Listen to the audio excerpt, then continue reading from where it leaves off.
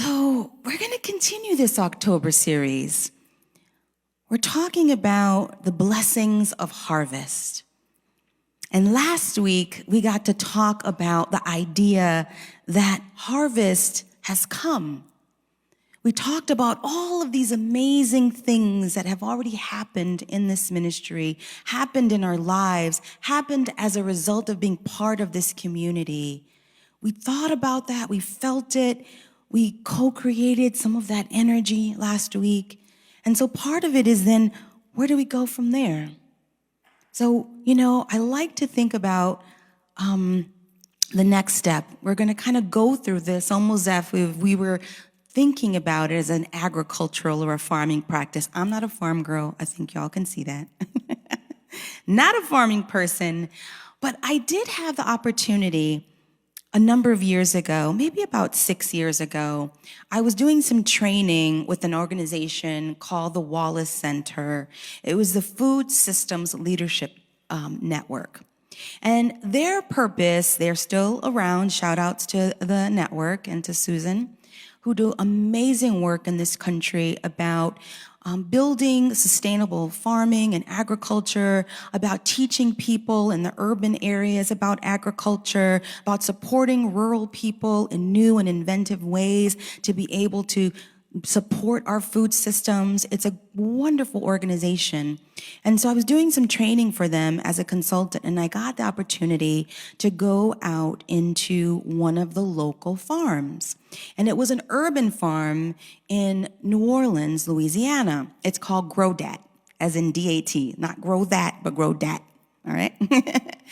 And it's this great organization that was founded to teach urban kids about farming.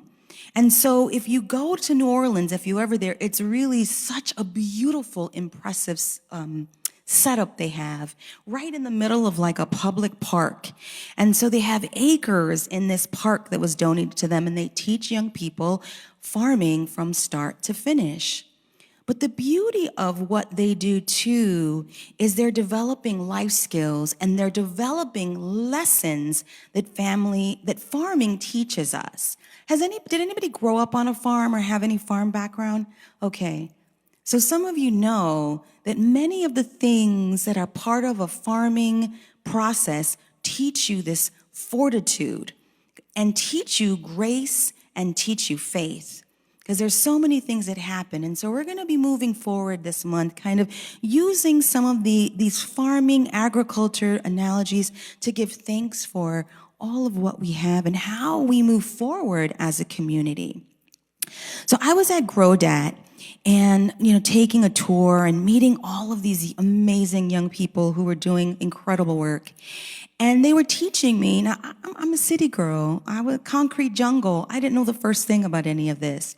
And so they're showing me what they do. And so they had just harvested, and I don't remember what it was. They had just harvested, and they, in some parts, were tilling the ground. So they were telling me, you can't just replant here. There has to be work that's done. You have to be able to prepare this soil for new growth. So they were busy tilling the soil. And then I went to another area and I saw that they were doing something, and they said that they were eradicating the crops that were there. And I thought, well, why would you take these crops out? They're amazing crops. Didn't you all just harvest some of this? And isn't it providing food? Because much of what they do is they provide free food to low-income communities in Louisiana, and they also sell it in farmers markets. So it's also an entrepreneurial venture that teaches them about entrepreneurial skills.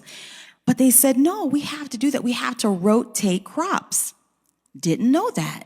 They were saying you can't just continue to plant on old ground, on old soil. You have to also bring in the new. You have to change things out.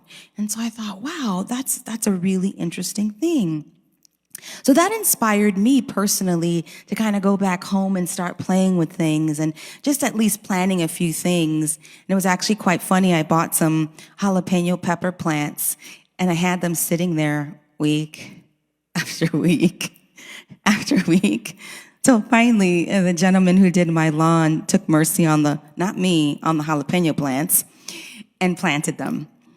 But all of a sudden, it was amazing to see these beautiful things growing, and beautiful to see how all of life can also be understood through the miracle of nature and the miracle of agriculture. And one of the interesting things that I also came to learn in that time was about weeds. Who knows about weeds? Yes. It is a never-ending struggle, is it not? Oh boy. But it also reminded me that that's really how life is. Weeds are interesting. I was there by my roses because then I started learning more about what I had there already in my home. And it was interesting to see that weeds that were by roses also had thorns. Has anybody had that experience where you've seen your roses and they've had also these thorny? Weeds can also mimic something that is there. They mimic pretending like they are doing something good for you. They mimic pretending that they are part of this beautiful plant that is nourishing it and helping it to grow. And in that moment, I realized that's like our thoughts, are they not? We have our mental weeds, that this is part of the process that we'll be exploring this month. How do we understand what our mental weeds are? How do we begin clearing that out? Today we're talking about clearing our spiritual space. So how do we begin clearing all of that out? How do we begin also clearing out all the things that mimic this nurturing of life, but really are toxic, really are stunting our growth, really are choking the spiritual life out of us? It'll be different for everyone. But this is part of what we're doing, how the mental weeds. So I like to say what we're going to start doing this month here is really exploring the idea of holy weed whacking. That is what we're doing. Like, how are we crossing that out? How are we pulling those things out? How are we taking out what no longer serves us, taking out these limiting thoughts, taking out the thoughts that there is not enough in the world, taking out scarcity mentality, taking out things that tell us that we're no good, taking out things that are telling us that we'll never be healthy, that our bodies will never be the same, that we are no good, that we've already done too much in our lives, that we can't really be part of this community. How do we begin pulling out those mental weeds that really hold us in chains? So today we're exploring this idea of preparing new ground. Preparing new ground, because we had the harvest, right? Last week we were like, oh, that feels good. And we remembered all the things that we've done and all the wonderful things that, Reverend John has done for this community, all the things other ministers have done, all the things congregants, volunteers have done. And that feels good to see all this beautiful bounty, this cornucopia of blessings in front of us. But then there's another step, because then we have to begin planting for another harvest. And we begin by tilling that mental soil, by doing all of this, that we prepare ourselves to plant new seeds. So we're clearing away what no longer serves us. I want to share with you today from Scripture a little bit that I think will help us kind of give us some insight into some of this and help us in this journey here. And it comes from the book of Luke. And it is in chapter 5. And these would be verses 36 through 38. So we're looking at this and seeing how might that be possible that we can open ourselves up more to this idea. And so here in this particular passage, the disciples are asking Jesus about this question of fasting. And so he's saying, well, we're not fasting right now. Why do we see other people fasting and we're not in this process? And so he answers them in a roundabout way, as apparently Jesus was known to do. And this is Jesus speaking. No one tears a piece from a new garment and sews it on an old garment. Otherwise, the new will be torn, and the piece from the new will not catch the old, and no one puts new wine into old wineskins. Otherwise, the new wine will burst the skins and will be spilled, and the skins will be destroyed. But new wine must be put into fresh wineskins. And no one, after drinking old wine, desires new wine. They'll say, the old is good. What is that passage bringing to light for us? As I see it, what it's telling us in part is very obvious, right? You can't do old things in new ways necessarily. There has to be movement. There has to be ways in which we move into new directions. We move into new openings. We move our body, minds, hearts, and souls, words, and actions into new ways of being. And before, they would put wine, in Jesus' time, they would put wine or fermented drinks into these wineskins. Well, with the fermentation process, it would expand and it would burst out of these skins. So you had to put new wine into new wineskins. So that's telling us sometimes if we're trying to move into a new era of our life, and we're trying to move into new growth, if we're trying to move into higher consciousness, if we're trying to move into a new connection with the Spirit, we also have to let go of some of those old wineskins. And that means, again, it's thoughts, it's words, it's actions, it's all of those things that make up all of this. That is the idea of the new and the old wineskins. Because we can't fit. If we are trying to build this new ground, we can't necessarily do the things that we've always done in our personal, collective, or spiritual lives, familial lives even. We have to move out of these old wineskins into new wineskins to create that space. We have to create that space in our lives for Spirit to move and to live and to breathe and to grow. So we're doing that here. We're creating those new wineskins. And here's the other funny thing that is said here. Let's think about that. It says, no one after drinking old wine desires new wine. The old is good. Aren't we like that as people sometimes where, let's say, do I have any wine drinkers? We can say that in church, right? If you're in recovery, don't raise your hand. It's okay. We want to support you on that journey.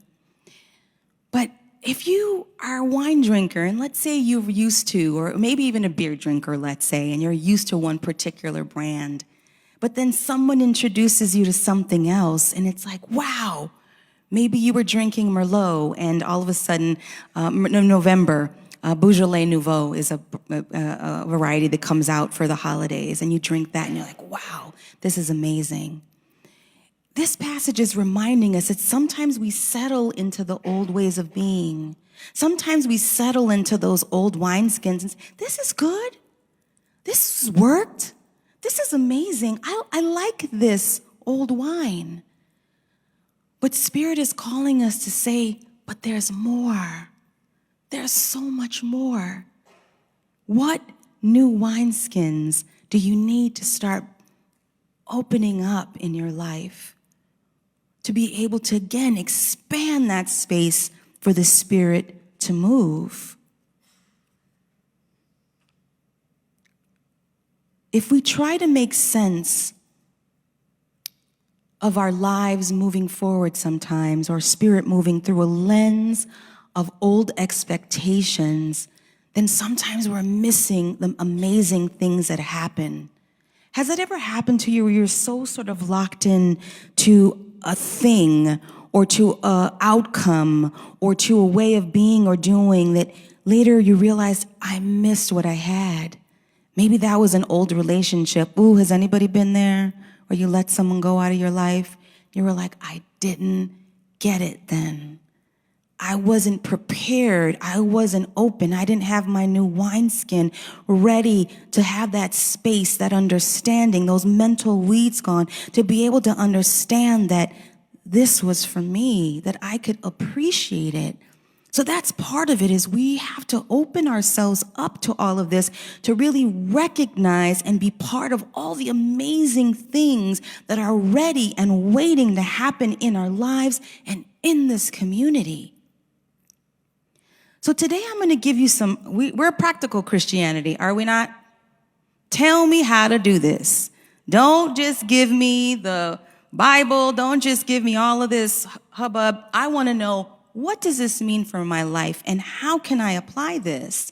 So I'm going to give you all some things to think about as we move through this idea. The first thing is clearing out your literal spaces. Do we have any Marie Kondo fans? Is it Marie Kondo? You know? But part of that is we're cleaning out sometimes our material, not sometimes, most of the time, many times, if not all of the time, our outer world, our material world, is our reflection of our inner world. So sometimes we have to literally clean out our physical spaces. Maybe that means decluttering. Maybe that means letting go of some things. Maybe that means sharing something, passing it on to someone else to do them good. So how might you be able to start thinking, how do I have to clean my physical space around me? Sometimes that means letting go of people in our lives or putting them a little bit farther distant from us. How do I have to clear up my physical space to be able to really outpicture spirit and download all the blessings as well? How do you have to clear up your physical space? How do you have to clean up your body? We've talked in the meditation last week, we were doing this meditation about the body and the things that we've done to our bodies, either we have done or we haven't done. So what does that mean for you? How might you be able to do that? Is it changing your eating habits? Is it getting more walking exercise? Is it being able to send beautiful messages to your body? Some people write affirmations on the mirror to remind them of the beauty of who they are, of their body.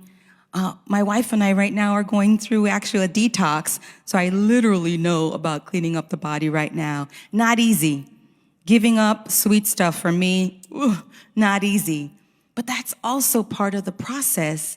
Has anyone ever done a fast here? Has that changed your life? Yes. There's a reason why biblically and other spiritual communities do fasting, because when you make that commitment to fast, you make that commitment to not focus on food, you make that commitment to bless your bodies and have a different relationship with your body, you open up this current of energy that is really phenomenal. If you haven't tried it, you really should, but be careful with the advice of a doctor. But that's one of the things. How might you clean up your body? The other thing, how can you clean your heart? Hard one, right? Because all of us hold hurts. All of us hold unforgiveness. All of us hold some kind of trauma. But how might you be able to start working with all of that and giving your heart that cleansing that it needs? That sadness that you might have. How can we cleanse our heart to be able to, again, open up the space, tilling this ground? Another one, this is a biggie for us, especially in Unity, because we believe in divine mind action. What we produce in the mind, we produce in kind, meaning what we think, we see in the outpicturing. So we have to be really careful about the thoughts that we carry with us every day. And again, they're like those weeds. Every day we have to do that mental cleaning because they're pesky. Ooh, are they pesky? And they persist and they won't let go of us. And so it's a daily practice to be able to do all of these things. But like it says, one of my literally favorite passages, Romans 12, chapter 12, verse 2, and it's, do not conform any longer to the patterns of this world, but be transformed by the renewing of the mind. And so this is what we're doing here today. This is what we're doing here this month. This is what we're doing here in Unity, is transforming the mind to be open to the Christ consciousness, transforming the mind to be open to universal consciousness, transforming the mind to be open to our greatest and highest good. And all of that also is part of the body as well. So how can we move forward this month? Watching our thoughts. Do you pass by a mirror sometimes and say, ooh, I look old? Some of us do that. I know I've done that. True stories. How do we change that? We have to begin, and it's okay if we do that. I think that's the thing. Sometimes we try to make ourselves feel guilty for what we think, and that's not the point, because you're producing the counter effect. What we want to do is acknowledge that Charles Fillmore and Myrtle Fillmore used to say, just wipe them away like a cobweb. It may come up, and just allow it gently to go to the side, and maybe you do an affirmation, or you do something good for yourself that reminds yourself of who you really are, your true self. So we watch our thoughts and we renew our mind by prayer, by meditation, and by affirmation. This is what we do. This is how we do in unity. And two more. Cleanse your mouth. I don't mean use scope, you guys. I'm not talking about mouthwash. I'm talking about, what do you speak? Again, we talked about this just a little while ago. Words have power. They resonate. They go out into the ethers, and they open up this space within us and around us and outside of us. So what we speak has power, and so we have to watch the thoughts, the words that we use when we talk about ourselves, when we talk about others. Maybe some of us who have a partner or a child or a relative or a political leader that we have challenge with, that we may feel like they are not doing what they need to do, instead of having the words that are counterproductive to life, we have to speak life into the situation. What does that mean? We have to affirm that. We have to affirm what it is that we see in the spirit, in the truth, not what we see in the material outpouring. So we speak if let's say our partner is not, there's a conflict. Speak words of life into your relationship. Speak words of joy. Speak words of harmony. It's not our job to believe them completely true at the moment. And I know that sounds crazy, right? We're supposed to think that we have to believe it. Faith as small as a mustard seed. And again, we see the fruits as we're tilling this ground, as we're fertilizing it, as we're nurturing it, as we're watering it.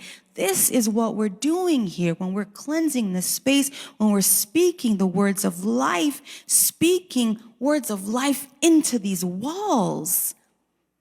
Speak words of life about this congregation into these walls so that we may see them amplified, and when we see them out, picture into the world as blessings for everyone.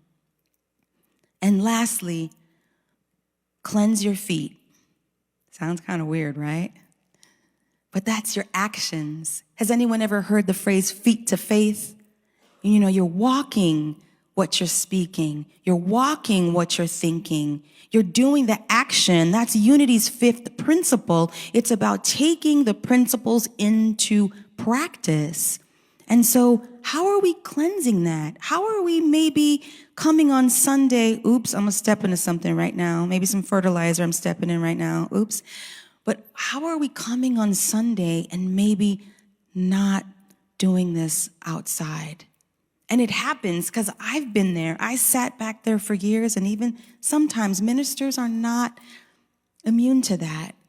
But part of this is, again, the cleansing and just being honest about where we are. How do we need to cleanse? Matthew 7 said, by their fruit you will recognize them. What fruit are you bearing? What walk are you really doing? Are you applying your principles in your life? And if you need support, how can this community support you in applying those principles? Because that's really part of it too. It's a huge part. How are we out picturing? How are we moving in our daily lives, in our relationships, in our workspaces? How are we doing these principles? They're not words. They're about doing. It's a practical Christianity because it's also about practicing the Spirit. I'm going to move to start closing because we're going to have time to start doing some more with this. But I want to share with you a passage from Charles Fillmore that I think is going to be really helpful for us as we think about this. It's a little long, so I'm going to ask you all to just be patient. He says, there will be a quickening of the whole body and mind and soul and the material concept that subconscious conditions which inhere in man will be transmuted to a higher activity. And it will burn up, lick up all those mental thoughts. Now, there is a wonderful process there, and it's called regeneration. The very cells of your organism will be set into action, and the spiritual force will come in, and you will feel a sense of freedom, a lightness, after you have given yourself a treatment of that kind. And I will say that this demonstration of the power of the Spirit can be carried out by any individual, any time of day. Get by yourself and make this realization that all is Spirit, that I am Spirit, that I am the one with the infinite Spirit, and call down upon these subconscious altars and the stones, the material consciousness that has come in, call down the spiritual power.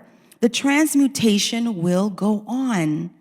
As I say, the rite and ceremony must be repeated day after day until the whole man is like Jesus Christ, raised to an entirely new kind of man. So that's what we're playing with today. That's what we're practicing here today. That's what we're opening ourselves up here today, is this idea. These are like medicine. This is spiritual, holy medicine as we clear our thoughts and clear our minds and clear all of these things in our life to begin to plant new seeds. Again, holy weed whacking.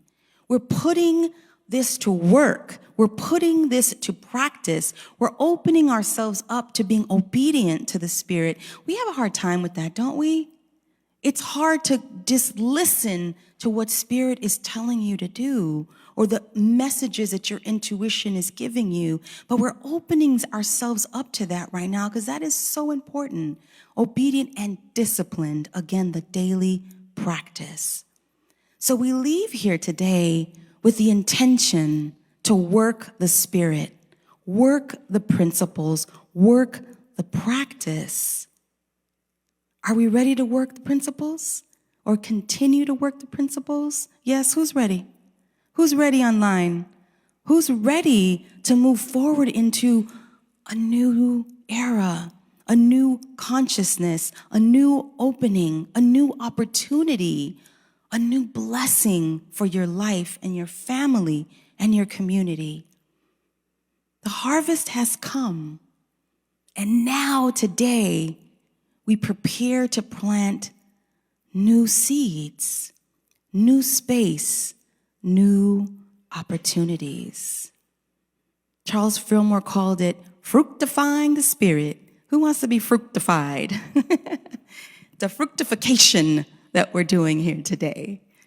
It sounds kind of silly and fun, but it really is. It's about how are we creating this space? How are we moving to plant new seeds to be able to have these fruits that will bear for generations to come? We are moving in that process to plant seeds for a new harvest, new growth, new blessings. Let's take that into meditation.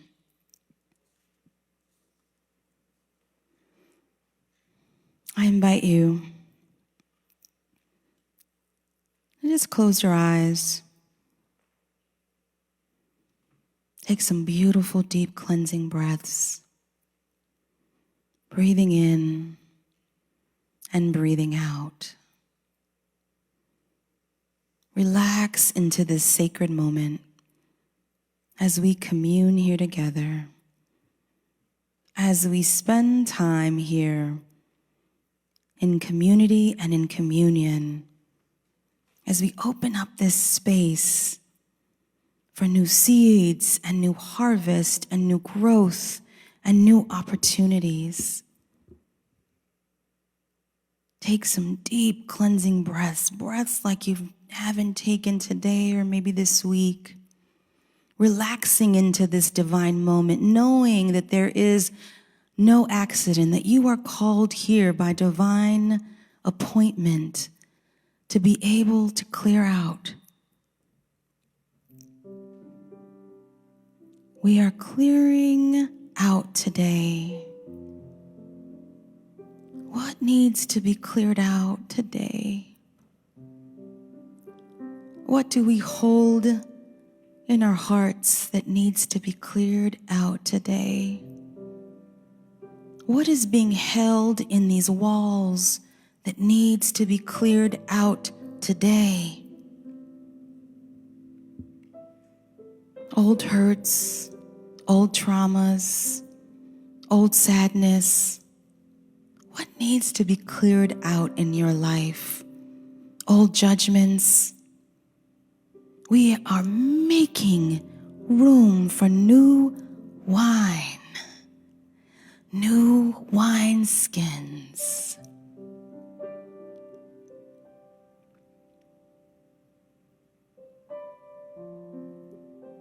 As you commune with your loving, living spirit,